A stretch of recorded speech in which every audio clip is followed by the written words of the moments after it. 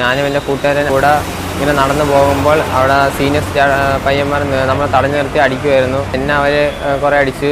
അത് കഴിഞ്ഞിട്ട് ഒരു വേലു എന്ന് പറഞ്ഞ ഒരാൾ എന്നെ യൂണിറ്റ് റൂമിൽ കൊണ്ട് നിർത്തിയിട്ട് എന്നെ മുട്ടുകുത്തിയിരുത്തിയിരുന്നു. അത് കഴിഞ്ഞിട്ട് മറ്റേ ക്രിക്കറ്റിൻ്റെ സ്റ്റമ്പൊക്കെ പിടിച്ച് വെച്ചിട്ട് എന്നെ അടിക്കുമെന്നാണ് പറഞ്ഞത്. ഇരുന്നില്ലെങ്കിൽ അടിക്കുമെന്ന് പറഞ്ഞ്. എന്നിട്ട് ഒരു അടി തന്നു, കവലത്തൊരു അടി തന്ന്. അത് കഴിഞ്ഞിട്ട് ഞാൻ വെള്ളം ചോദിച്ചു, തൊണ്ടാണ്ട് വെള്ളം ചോദിച്ചപ്പോൾ എല്ലാവരും പുറത്തിറങ്ങിയിട്ട് വെള്ളം ഒരു ചാട്ടം ഇങ്ങനെ പാവല്ലേ കൊടുക്കാമെന്ന് പറഞ്ഞ് ഒരു കുപ്പി വെള്ളം കൊണ്ട് തന്ന്. അങ്ങനെ അത് വേലു എന്ന് പറഞ്ഞാൽ പകുതി കളഞ്ഞിട്ട് വായ തുപ്പി വായിക്കത്തെടുത്ത് തുപ്പിക്കിട്ട് ലാസ്റ്റ് വന്നത് വായ കൊണ്ട് എടുത്തിട്ട് തുപ്പി ഇട്ടാണ് എനിക്ക് കുടിക്കാൻ തന്നത്. ഞാനാണെങ്കിൽ കുടിക്കില്ല എന്ന് പറഞ്ഞപ്പോൾ ഞാൻ പകുതി കുടിച്ചിട്ട് തുപ്പാൻ വേണ്ടി വന്നപ്പോൾ തുപ്പിയ അടിക്കുമെന്ന് പറഞ്ഞ്, തലയടിച്ച് പൊട്ടിക്കുമെന്ന് പറഞ്ഞ്.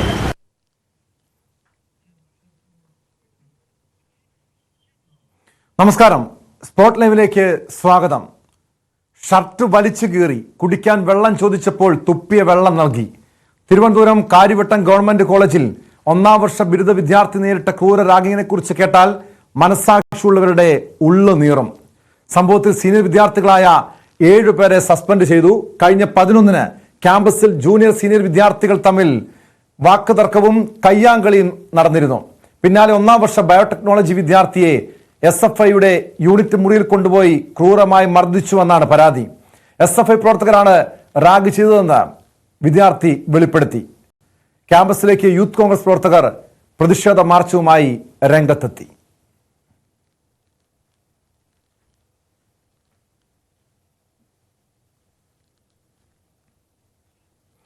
വിശദാംശങ്ങളുമായി തിരുവനന്തപുരത്ത് നിന്ന് VV വിനോദ് ചേരുന്നുണ്ട്.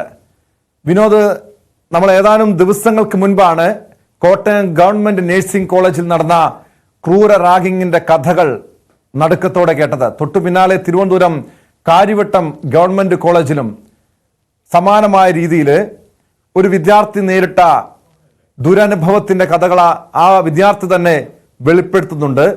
അതിന് പിന്നിലും SFI പ്രവർത്തകരാണെന്ന് പറയുന്നു. നേരത്തെ വയനാട് വെറ്ററിനറി കോളേജിലെ സിദ്ധാർത്ഥ നേരിട്ട റാഗിങ്ങിന്റെ കഥകൾ ഒന്നൊന്നായി പുറത്തു വന്നപ്പോഴും അവിടെ പ്രതിക്കൂട്ടിലായത് SFI ആണ്.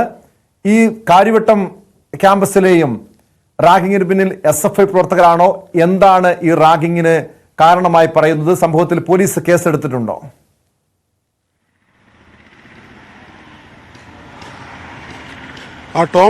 ടോം പറഞ്ഞ കാര്യം, അതായത് സിദ്ധാർത്ഥൻ്റെ കൊലപാതകം അല്ലെങ്കിൽ സിദ്ധാർത്ഥനെ ഇഞ്ചിഞ്ചായി മർദ്ദിച്ച ആ ഒരു അനുഭവം, അത് പുറം ലോകം വളരെ ഞെട്ടലോടുകൂടി കേട്ട ഒരു സംഭവമാണ്. സിദ്ധാർത്ഥൻ്റെ ജീവൻ നഷ്ടമായിട്ട് ഇന്ന് 1 വർഷം തികയുന്ന ദിവസമാണ്. പൂക്കോട് വെറ്ററിനറി കോളേജിൽ ക്രൂര പീഡനത്തിനിരയായി സിദ്ധാർത്ഥൻ ജീവൻ വെടിഞ്ഞിട്ട് ഇന്ന് 1 വർഷം തികയുകയാണ്. ആ ദിവസമാണ് ടോം നമുക്ക് മറ്റൊരു വാർത്ത കൂടി ഇതുമായി ബന്ധപ്പെട്ട്, അല്ലെങ്കിൽ അതേ സമാന രീതിയിലുള്ളൊരു വാർത്ത കൂടി റിപ്പോർട്ട് ചെയ്യേണ്ടി വരുന്നത്. തിരുവനന്തപുരം ഗവൺമെൻറ് കോളേജിലാണ് 1ാം വർഷ ബയോടെക്നോളജി വിദ്യാർത്ഥിയെ ക്രൂരമായി മർദ്ദിച്ച സംഭവം. 7 സീനിയർ വിദ്യാർത്ഥികളാണ് ഇങ്ങനെ മർദ്ദിച്ചത്. ബിൻസ് എന്ന 1ാം വർഷ വിദ്യാർത്ഥിക്കാണ് ഈ മർദ്ദനം ഏൽക്കേണ്ടി വന്നത്. കഴിഞ്ഞ 11-ന് കോളേജിൽ സീനിയർ വിദ്യാർത്ഥികളും ജൂനിയർ വിദ്യാർത്ഥികളും തമ്മിലൊരു തർക്കമുണ്ടായിരുന്നു. അതിൽ അഭിഷേക് എന്ന ഒരു കുട്ടിക്ക് മർദ്ദനമേറ്റിരുന്നു. 1ാം വർഷ വിദ്യാർത്ഥിയാണ്. ഈ വിദ്യാർത്ഥിയെ തിരക്കി വീണ്ടും മർദ്ദിക്കുന്നതിന് വേണ്ടി, അതിന് കാരണമായത് ഈ മർദ്ദനമേറ്റ കുട്ടി പോലീസിൽ പരാതി നൽകി, കോളേജ് അധികൃതർക്ക് പരാതി നൽകി. ഇതാണ് സീനിയർ വിദ്യാർത്ഥികളെ ചൊടിപ്പിച്ചത്. ഈ വിദ്യാർത്ഥിയെ തേടിയാണ് സീനിയർ വിദ്യാർത്ഥികൾ എത്തുന്നത്. ആ സമയത്ത് ഇവരുടെ കയ്യിൽ അകപ്പെടുന്നത് ബിൻസാണ്. ബിൻസിനെ പിന്നീട് അവരുടെ കോളേജ് യൂണിയൻ്റെ മുറിയിലേക്ക് കൊണ്ടുപോവുകയും അവിടെ അതിക്രൂരമായി മർദ്ദിക്കുകയും ചെയ്തു എന്നാണ് പരാതി. മുഖത്തടിച്ചു, മുതുകിന് ഇടിച്ചു, ഷർട്ട് വലിച്ചു കീറി, നിലത്തിരുന്ന ശേഷവും മർദ്ദനം തുടർന്നു. കുടിക്കാൻ വെള്ളം ആവശ്യപ്പെട്ടപ്പോൾ തുപ്പിയ ശേഷം ഈ വെള്ളം കൊടുത്തു. അത് ഈ ദാഹം കൊണ്ട് തന്നെ കുറച്ച് കുടിക്കുകയും പിന്നീട് തുപ്പിക്കളയാൻ ശ്രമിക്കുകയും ചെയ്തു. മനം മടുത്ത് അങ്ങനെ ചെയ്യാൻ ശ്രമിച്ചുവെന്നാണ് കുട്ടി പറയുന്നത്. അങ്ങനെ ചെയ്തപ്പോൾ വീണ്ടും മർദ്ദിച്ചു, ഭീഷണിപ്പെടുത്തി എന്നതാണ് പരാതി. ആദ്യത്തെ സംഭവത്തിൽ തന്നെ കഴക്കൂട്ടം പോലീസ് ഒരു FIR രജിസ്റ്റർ ചെയ്തിരുന്നു. അതിന് പുറമെ ഈ മർദ്ദനവുമായി ബന്ധപ്പെട്ട് ഇപ്പോൾ ഈ മൊഴി ലഭിച്ചതിൻ്റെ അടിസ്ഥാനത്തിൽ കൂടുതൽ വകുപ്പുകൾ ഈ 7 പേർക്കെതിരെ ഉൾപ്പെടുത്തുമെന്ന് പോലീസ് വ്യക്തമാക്കിയിട്ടുണ്ട്. കോളേജിൻ്റെ ഭാഗത്തു നിന്നും നടപടി ഉണ്ടായിട്ടുണ്ട്. 7 പേരെ സസ്പെൻഡ് ചെയ്തു. വേലു, പ്രിൻസ്, അനന്തൻ, പാർത്ഥൻ, അലൻ, ശ്രാവൺ, സൽമാൻ, ഈ 7 സീനിയർ വിദ്യാർത്ഥികളെയാണ് ഇപ്പോൾ സസ്പെൻഡ് ചെയ്തുകൊണ്ട് കോളേജിൻ്റെ ഭാഗത്തു നിന്ന് നടപടി ഉണ്ടായിരിക്കുന്നത്. ഇവരെല്ലാം തന്നെ 3ാം വർഷ വിദ്യാർത്ഥികളാണ്. ടോം പറഞ്ഞതുപോലെ കോട്ടയത്തെ സംഭവം അത് നടുക്കുന്ന ഒരു സംഭവമായിരുന്നു. ഈ മൂർച്ചയുള്ള വസ്തുക്കൾ വെച്ച് കാലിൽ കുത്തുകയും ഡമ്പൽ ജനനേന്ദ്രിയത്തിൽ എടുത്തു വെക്കുകയും ചെവിക്കുള്ളിൽ ഫെവിക്കോൾ ഒഴിക്കുകയും അതോടൊപ്പം തന്നെ അടിവസ്ത്രത്തിനുള്ളിൽ ഈ ഫെവിക്കോൾ ഒഴിച്ച് ഒരുപാട് സമയം ഇരുത്തുകയും അങ്ങനെ അതിക്രൂരമായി ആ കുട്ടികളോട് പെരുമാറിയ സംഭവം അവർക്ക് ഇനി അവരെ പുറത്താക്കിക്കൊണ്ടുള്ള അവർ ഒരിക്കലും അവരുടെ വിദ്യാഭ്യാസം തുടരാൻ കഴിയാത്ത തരത്തിലുള്ള നടപടിയിലേക്ക് കോളേജിൻ്റെ ഭാഗത്ത് നിന്ന് ഒരു ആക്ഷൻ ഉണ്ടായിട്ടുണ്ട്. പക്ഷേ ഇത് അവസാനിക്കുന്നില്ല എന്നതാണ് ഏറ്റവും ഞെട്ടിക്കുന്ന സംഭവം. മാത്രമല്ല, കഴിഞ്ഞ ദിവസം നമ്മൾ സിദ്ധാർത്ഥിൻ്റെ അച്ഛൻ്റെ ഈ പൂക്കോട് വെറ്ററിനറി കോളേജിൽ ക്രൂര പീഡനത്തിനിരയായ സിദ്ധാർത്ഥിൻ്റെ പിതാവ് ജയപ്രകാശിൻ്റെ പ്രതികരണം നമ്മൾ ഈ ഒരു വർഷം തികയുമ്പോൾ തേടിയിരുന്നു. അദ്ദേഹം പറയുന്നത് ഇങ്ങനെ ഈ പ്രതികളുണ്ടെങ്കിൽ 18 പ്രതികളാണ് ആ കേസിലുള്ളത്. അങ്ങനെ പ്രതികളുണ്ടെങ്കിൽ പോലും അവർക്ക് പരീക്ഷ എഴുതാൻ കഴിയുന്ന തരത്തിലുള്ള സഹായമാണ് പിന്നീട് സർക്കാരിൻ്റെ ഭാഗത്തു നിന്നുണ്ടാകുന്നൊരു ആരോപണമാണ് അദ്ദേഹം ഉന്നയിക്കുന്നത്. ഡീബാർ ചെയ്തു. ആൻറ്റി റാങ്കിങ് സെൽ കണ്ടെത്തിയതിൻ്റെ അടിസ്ഥാനത്തിൽ അതെല്ലാം തന്നെ കോടതി ശരിവെച്ചുകൊണ്ട് ഇവരെ പരീക്ഷ എഴുതിക്കാതിരിക്കാനുള്ള ഒരു നടപടിയിലേക്ക് പോയിരുന്നു. പക്ഷേ അവിടെയും വളഞ്ഞ വഴിയിലൂടെ അവർക്ക് എക്സാം എഴുതാനുള്ള സാഹചര്യം സൃഷ്ടിക്കാൻ സർക്കാർ ശ്രമിച്ചു, കോളേജ് അധികൃതർ ശ്രമിച്ചു. അതിനെതിരെ പിന്നീട് ഹൈക്കോടതി ഡിവിഷൻ ബെഞ്ചിൽ പോയി നേരത്തെ ഉള്ള സ്ഥിതി, അതായത് തൽസ്ഥിതി, ഇവർക്ക് എക്സാം എഴുതാൻ കഴിയില്ല, പരീക്ഷ എഴുതാൻ കഴിയില്ല എന്ന ഒരു സ്ഥിതി നിലനിർത്തുകയാണ്. അതിനും നിയമപോരാട്ടം വേണ്ടി വന്നു എന്നാണ് സിദ്ധാർത്ഥിൻ്റെ പിതാവ് പറയുന്നത്. അതായത് ഇത്തരം കേസുകളിൽ പെടുന്നവരെ സംഘടനാ സംവിധാനത്തിൻ്റെ ഒരു ലേബലിൽ പിന്നീട് സഹായിക്കുന്ന നിലയിലേക്ക് പോകുന്ന സാഹചര്യം.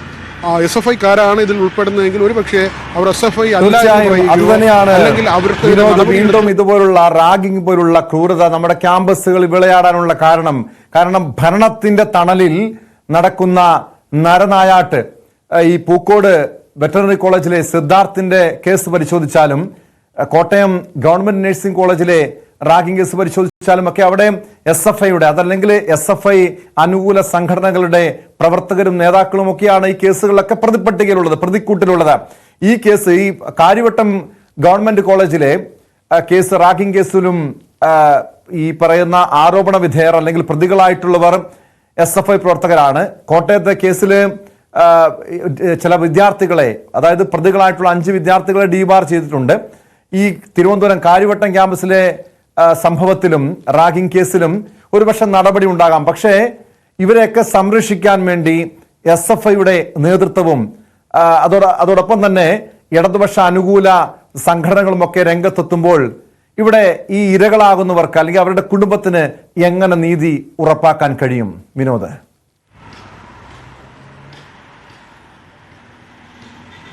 ടോം, ഏതെങ്കിലും ഒരു പാർട്ടി അധികാരത്തിലിരിക്കുമ്പോൾ, ഇപ്പോൾ CPM ആണ് അധികാരത്തിലിരിക്കുന്നതെങ്കിൽ സ്വാഭാവികമായും പോഷക സംഘടനയിൽ ഉൾപ്പെട്ട ആളുകൾ കുറച്ച് ഈ അധികാരം അല്ലെങ്കിൽ കയ്യാങ്കളി നടത്തുന്ന ഒരു രീതി അത് എല്ലാ കാലത്തും ഉണ്ട്. കോൺഗ്രസ് ഭരിക്കുന്ന സമയത്താണെങ്കിൽ അത് KS-ന്റെ ഭാഗത്തു നിന്നൊക്കെ ഉണ്ടാകാറുണ്ട്. AVP ഭരിക്കുന്ന കോളേജാണെങ്കിൽ അവർ അവരുടെ ഒരു അധികാരം അവിടെ കാണിക്കാറുണ്ട്. ഏതെങ്കിലും ഒരു സംഘടന എന്നതിനപ്പുറത്തേക്ക് ഈ കുറ്റവാളികളെ ശിക്ഷിക്കുക, ഈ ക്രിമിനൽ വാസനയുള്ളവരെ പുറത്താക്കുക എന്നത് തന്നെയാണ്. ഈ ചെറിയ പ്രായത്തിൽ ഇങ്ങനെയാണ് ആളുകളോട് പെരുമാറുന്നതെങ്കിൽ ഇവർ വലിയ നേതാക്കളായാൽ എന്തായിരിക്കും സ്ഥിതി എന്നത് ഊഹിക്കാവുന്നതേ ഉള്ളൂ. മാത്രമല്ല, ഇവർക്ക് വളം വെച്ച് കൊടുക്കുന്ന ഒരു രീതി, അത് ഈ കുട്ടികൾ ചെയ്യുന്നു അല്ലെങ്കിൽ അറിവില്ലായ്മ കൊണ്ട് ചെയ്യുന്നു എന്ന് ലഘൂകരിച്ച് മാറ്റാതെ കൃത്യമായ നടപടി, മിനിമം അവർ പ്രവർത്തിക്കുന്ന സംഘടനാ നേതൃത്വമെങ്കിലും അക്കാര്യത്തിലൊരു നിലപാട് കൈക്കൊള്ളണം. അത് SFI മാത്രം എന്ന കാര്യമല്ല നമ്മൾ ചൂണ്ടിക്കാട്ടുന്നത്. ഏതൊരു വിദ്യാർത്ഥി സംഘടനയായിരുന്നാലും തെറ്റ് ചെയ്താൽ അവരെ തിരുത്താനുള്ള നടപടി സ്വീകരിക്കുക, വളഞ്ഞ വഴിയിലൂടെ വീണ്ടും അവരെ സംഘടനയുടെ ഭാഗമാക്കുകയോ അല്ലെങ്കിൽ പരോക്ഷമായി അവർക്ക് സംഘടനയുമായി ചേർന്ന് പ്രവർത്തിക്കാനുള്ള അന്തരീക്ഷം ഒരുക്കുകയോ അവർക്ക് അനുകൂലമായ രീതിയിൽ കാര്യങ്ങളെ മാറ്റിമറിക്കുകയോ അവർക്ക് പരീക്ഷ എഴുതാനും വിദേശത്ത് പോകാനും കേസിനെ സ്വാധീനിക്കുക, സാക്ഷികളെ സ്വാധീനിക്കുക, അത്തരത്തിലുള്ള തെറ്റായ വഴിയിലൂടെ നേതൃത്വം കൂടി പോകുന്നതാണ് ഇവിടുത്തെ ഏറ്റവും വലിയ പ്രശ്നം. ഇവർ കേസുകളിൽ ഉൾപ്പെടുന്നു, ആളുകളെ മർദ്ദിക്കുന്നു, ജൂനിയർ വിദ്യാർത്ഥികളെ തല്ലുന്നു, അതിക്രൂരമായി റാഗിംഗ് ചെയ്യുന്നു. ഇതെല്ലാം ശരിയാണ്. പക്ഷേ അതിനപ്പുറത്തേക്ക് ഈ നേതൃത്വം കൂടി ഇത്തരം കുറ്റവാളികൾക്ക് വളം വെച്ച് കൊടുക്കുന്നു എന്നത് വളരെ ഖേദകരമായ കാര്യമാണ്. ഓരോ വീട്ടിൽ നിന്നും മാതാപിതാക്കൾ വളരെ കഷ്ടപ്പെട്ടായിരിക്കും ഒരു കുഞ്ഞിനെ വിദ്യാഭ്യാസം നേടുന്നതിന് വേണ്ടി കലാലയത്തിലേക്ക് അയക്കുന്നത്. അവിടെ പോയി മൃതദേഹമായി വീട്ടിലേക്ക് വരുന്ന ഒരവസ്ഥ, അത് ഭീകരമായ അവസ്ഥയാണ്. അത് നേരിടുന്നവർക്ക് അതിൻ്റെ ആഴം മനസ്സിലാകും. അവർക്ക് തീരാ കണ്ണീരാണ്. അവരുടെ ജീവിതകാലം മുഴുവൻ ആ നൊമ്പരം മനസ്സിൽ കൊണ്ട് നടക്കേണ്ടി വരും. അത്തരമൊരു രീതിയിലേക്ക് യുവതലമുറ പോകുന്നത് തടയുക എന്നത് തന്നെയാണ്. നമ്മൾ തിരുവനന്തപുരത്തെ ഒരു കോളേജിൽ കണ്ടതാണ്. രാത്രികാലങ്ങളിൽ അവരുടെ ഹോസ്റ്റലിൽ കഞ്ചാവ് വലിച്ച് കാണിക്കുന്ന കോപ്രായങ്ങൾ. വളരെ കുറച്ച് ദിവസം മുൻപാണ് അത്തരമൊരു ദൃശ്യം പുറത്തു വന്നത്. അവർ കോളേജ് ക്യാമ്പസിനുള്ളിൽ അഴിഞ്ഞാടുന്ന ദൃശ്യങ്ങൾ രാത്രികാലങ്ങളിൽ അവർ കാട്ടിക്കൂട്ടുന്ന കോപ്രായങ്ങൾ, ഈ കഞ്ചാവ് വലിക്കുന്നത് പരസ്യമായി തന്നെ അവർ വളഞ്ഞിരുന്ന് അത് ചിത്രീകരിക്കുകയും അത് പുറത്തു വരികയും ഒക്കെയും ചെയ്യുന്നു. ആ തരത്തിലാണോ ഒരു കലാലയം പ്രവർത്തിക്കേണ്ടത്? അല്ലെങ്കിൽ കലാലയവുമായി ബന്ധപ്പെട്ട ഹോസ്റ്റലുകൾ പ്രവർത്തിക്കേണ്ടത്? ആൻറ്റി റാഗിങ് സെല്ലൊക്കെ ഉണ്ട്.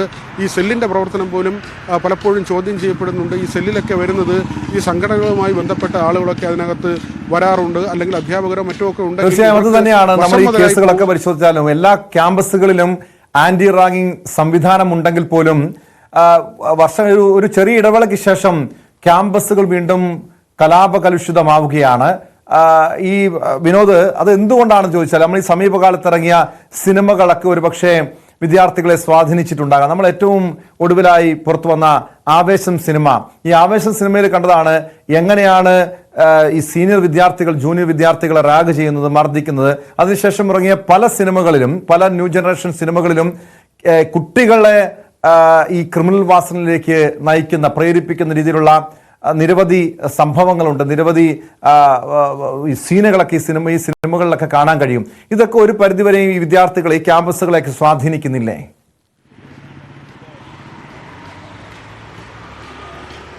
തീർച്ചയായും ടോം, അത് വലിയൊരു കാര്യം തന്നെയാണ്. നമ്മൾ ഈ സിനിമകളുടെ ആവേശം മാത്രമല്ല, ഈ സിനിമകളുടെ പേര് പറഞ്ഞാൽ ഒരുപക്ഷെ ചലച്ചിത്ര ആസ്വാദകരൊക്കെ നമ്മളെ വിമർശിക്കും. എങ്കിലും പറയുകയാണ്, ഈ ആരാധകരുടെ തെറിവിളി കേട്ടാലും തിരക്കേടില്ല. ഈ മാർക്കോ പോലുള്ള സിനിമകൾ, ഉണ്ണിമുന്തൻ്റെ ആ സിനിമയിൽ ഗ്യാസ് കുറ്റി വെച്ച് കുഞ്ഞുങ്ങളെ തലയിൽ ഇടിച്ച് ചതച്ച് കൊല്ലുന്ന, കൈക്കുഞ്ഞുങ്ങളെയൊക്കെ ചതച്ച് കൊല്ലുന്ന സീനാണ്. അതോടൊപ്പം തന്നെ ഒരു പ്രസവം നടത്തുമ്പോൾ ആ കൈക്കുഞ്ഞിനെ വയറ്റിൽ നിന്ന് കീറിയെടുത്ത് കൊണ്ടുപോകുന്നതൊക്കെയാണ് അതിൽ ദൃശ്യവൽക്കരിച്ചിട്ടുള്ളത്. ഈ ആവിഷ്കാര സ്വാതന്ത്ര്യം എന്ന് പറയുന്നത് ഇതാണോ എന്നൊരു ചോദ്യം ടോം ചോദിച്ചതുകൊണ്ട് സാന്ദർഭികമായി പറയുകയാണ്. ഈ സിനിമയൊക്കെ കണ്ടിട്ട് മനസ്സ് മരവിച്ചാണ് തിയേറ്ററിൽ നിന്ന് പുറത്തേക്ക് ഇറങ്ങുന്നത്. കാരണം ഇത്തരത്തിലാണോ സിനിമ കാണിക്കേണ്ടത്? ആവേശം, നമ്മളുടെ ചെറുപ്പകാലത്ത് നമ്മൾ ആക്ഷൻ സിനിമകൾ കണ്ടിട്ടുണ്ട്. ഹോളിവുഡിലൊക്കെ ഇഷ്ടംപോലെ ആക്ഷൻ സിനിമകളുണ്ട്.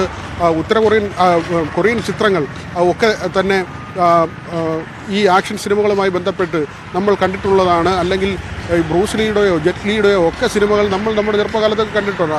കാലഘട്ടം മാറാം, ചിന്താഗതികൾ മാറാം, ഈ മോഡ് ഓഫ് ഓപ്പറാൻഡി മാറാം, ഈ ഫൈറ്റിൻ്റെ രീതി മാറാം, ഇതെല്ലാം ചെയ്യാം. പക്ഷേ ഈ ഗ്യാസ് കുറ്റി കൊണ്ട് ഒരു കുഞ്ഞിനെ, കൈക്കുഞ്ഞിനെ ഇടിച്ച് ചതച്ച് കൊല്ലുന്നതും പിന്നെ അതിൻ്റെ ദൃശ്യം കാണിക്കുന്നതും, കൈ കുത്തിയിറക്കി ഹൃദയം പറിച്ചെടുക്കുകയും വില്ലൻ്റെ ഹൃദയം ശരീരത്തിനുള്ളിൽ നിന്ന് പറിച്ചെടുത്ത് കൊല്ലുകയൊക്കെയും ചെയ്യുന്ന സിനിമകൾ, ആളെ ബോംബ് വെച്ച് പൊട്ടിച്ച് ചിതറിച്ച് കൊല്ലുന്ന സീനുകൾ, ഇതെല്ലാം തന്നെ ഇങ്ങനെ ചിത്രീകരിക്കണോ? ഇതാണോ ആവിഷ്കാര സ്വാതന്ത്ര്യം?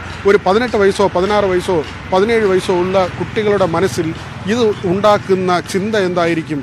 വലിയ ചർച്ച ചെയ്യേണ്ട വിഷയമാണ്. നമ്മളിങ്ങനെ നമ്മുടെ സ്പോട്ട് ലൈവിൽ പറഞ്ഞു പോകേണ്ട ഒരു വിഷയമല്ല, എങ്കിലും പറഞ്ഞു പോവുകയാണ്. ഇത് പറഞ്ഞതുകൊണ്ട് കാര്യമായ മാറ്റം ഉണ്ടാകുമെന്നും കരുതുന്നില്ല. പക്ഷേ ഒരു പ്രേക്ഷകൻ, ഒരു സിനിമ കാണുന്ന ഒരാൾ, സാധാരണ നിലയിൽ ചില സിനിമകളൊക്കെ കാണുന്ന ഒരാൾ എന്ന നിലയ്ക്ക് പറഞ്ഞു പോവുകയാണ്, ഈ സിനിമകൾ കണ്ടാൽ യുവതലമുറയുടെ മനസ്സിലുണ്ടാകുന്ന ചിന്താഗതി എന്തായിരിക്കും? ന്യൂജൻ സിനിമ എന്ന് പറഞ്ഞ് അതിനെ ആക്ഷേപിക്കുന്നവരുടെ കൂട്ടത്തിലല്ല നമ്മൾ.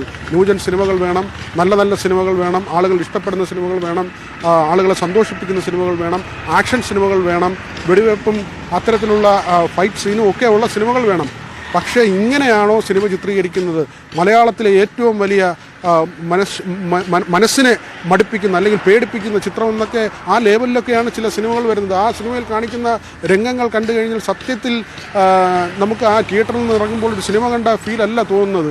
മനസ്സ് മരവിച്ചിട്ട് ഇത്തരം വാർത്തകൾ ഉണ്ടാകുമ്പോൾ അതുമായി ചേർത്ത് വായിക്കുമ്പോൾ നമ്മുടെ യുവതലമുറയെ എങ്ങനെയാണ് ഇത്തരം കാര്യങ്ങൾ ബാധിക്കുന്നത്? ഒരുപക്ഷെ ഈ ചലച്ചിത്ര അക്കാദമിയുടെ ഭാഗമായിട്ടുള്ള നമ്മുടെ നടൻ പ്രേംകുമാർ പറഞ്ഞ സീരിയലുകളെക്കുറിച്ച് പറഞ്ഞ ഒരു കാര്യമുണ്ട്. പല സീരിയലുകളുടെയും നിലവാരം ഈ വൈകുന്നേരം ഇത് കണ്ടിട്ട് സാധാരണ ഒരു ശരാശരിയിൽ താഴെ ഒരു ചിന്താശേഷിയുള്ള ആളിനെ എങ്ങനെയായിരിക്കും ഈ സീരിയലുകൾ ബാധിക്കുക? അവരുടെ കുടുംബജീവിതത്തിൽ പോലും അതിന് വലിയ സ്വാധീനമുണ്ട്. ആ തരത്തിൽ പ്രശ്നങ്ങൾ ഉണ്ടാകാറുണ്ട്. സീരിയലുകൾ സ്വാധീനിച്ച് പ്രശ്നങ്ങളുണ്ടായ എത്രയോ സംഭവങ്ങൾ മുൻപുണ്ടായിട്ടുണ്ട്. കുടുംബ കോടതിയിലൊക്കെ വരുമ്പോൾ പല സമയത്തും ഈ സീരിയലിലെ കഥാപാത്രങ്ങളെ പോലും തമ്മിൽ ഉപമിച്ചുകൊണ്ട് കാര്യങ്ങൾ പറയുന്ന സ്ഥിതിയൊക്കെ നമുക്ക് റിപ്പോർട്ടിങ്ങിനിടയിലൊക്കെ കാണാൻ കഴിഞ്ഞിട്ടുള്ള സംഭവമാണ്. ഏതായിരുന്നാലും ഇത്തരത്തിലുള്ള സിനിമകൾക്ക് വലിയ പങ്കുണ്ട് എന്ന് പറയാതിരിക്കാൻ വയ്യ. ഇത്തരത്തിലാണോ സിനിമകൾ ചിത്രീകരിക്കേണ്ടത്? ഈ ബ്ലോക്ക് ബസ്റ്ററുകൾ സൃഷ്ടിക്കുന്നത് ആളുകളെ കൃത്യമായ നിരീക്ഷണമാണ് വിനോദ് നടത്തിയത്. അതായത് ഈ സിനിമകളും സീരിയലുകളും ഒക്കെ ഓരോ വ്യക്തികളെയും സ്വാധീനിക്കുന്നുണ്ട്, പ്രത്യേകിച്ചും അത് കുട്ടികളെ, വിദ്യാർത്ഥികളെ. അതുകൊണ്ട് തന്നെയാണ് ഈ ക്യാമ്പസുകളിലും സ്കൂളുകളിലും ഒക്കെ ഈ രീതിയിലുള്ള കുറ്റവാളികൾ ഉണ്ടായി വരുന്നത്. പ്രത്യേകിച്ചും ഈ സമീപകാലത്ത് കോളേജുകളിൽ മാത്രമല്ല സ്കൂളുകളിലും വിദ്യാർത്ഥികൾ തമ്മിൽ പരസ്പരം ഏറ്റുമുട്ടുന്ന അല്ലെങ്കിൽ കൊലവിളി മുഴക്കുന്ന, അധ്യാപകർക്ക് നേരെ പോലും കൊലവിളി മുഴക്കുന്ന നിരവധി സംഭവങ്ങൾ ഉണ്ടാകുന്നുണ്ട്.